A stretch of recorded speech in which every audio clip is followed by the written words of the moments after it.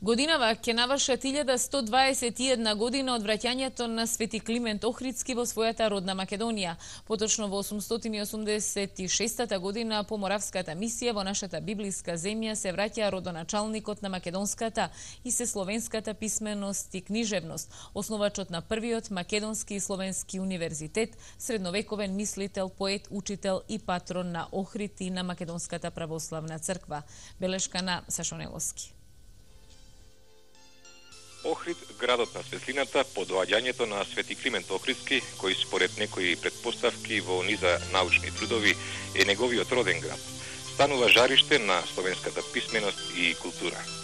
Град во кој бил формиран првиот словенски универзитет и кој се вбројува меѓу најстарите во светот.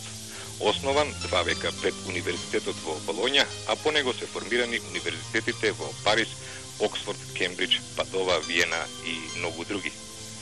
Овде на ова мало парче македонска света земја, Свети Климент Охридски, Свети Наум Охридски и другите учители ќе им ги пренесат своите знаење на 3500 ученици кои ќе прераснат во мисионери кај соседните народи и словенскиот свет се до Киевска Русија. За Свети Климентовиот универзитет словенечкиот академик Братко Крефт ќе рече дека е првиот словенски универзитет и прва словенска академија, а хрватскиот славист Ватрослав Јагиќ за црковниот и книжевниот јазик на Охридската книжевна школа ќе забележи дека во основа бил дијалект на македонските словени. Иако делото на Свети Климент му припаѓа на целиот словенски род и човештвото, ние македонците треба како и досега со посебно внимание и должна почит да ги продолжиме неговите благородни и хумани дела, бидејќи без неговото доаѓање во родната земја, протокот на словенската писменост, Македонија немаше да се вбројува во земјите кои одиграле значајна улога за развојот на светската книжевност, култура и уметност.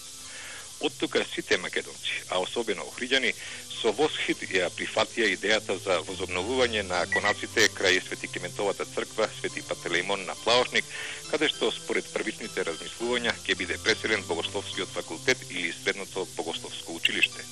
На тој начин, повторно на Охридскиот рит, ќе се приближат световното и духовното.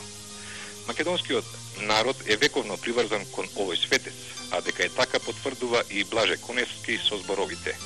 Тивките кандилца пред иконите на Свети Климент гореле низ вековите само во нашиот регион, изразувајќи молитви, надеж и човечка солидарност. Само со македонската традиција е ликот на Климента Охридски сврзан толку интимно. Само нам ни е толку близок. Ние се идентификуваме меѓу себе, каде и да се наоѓаме во широкиот свет во неговиот лик.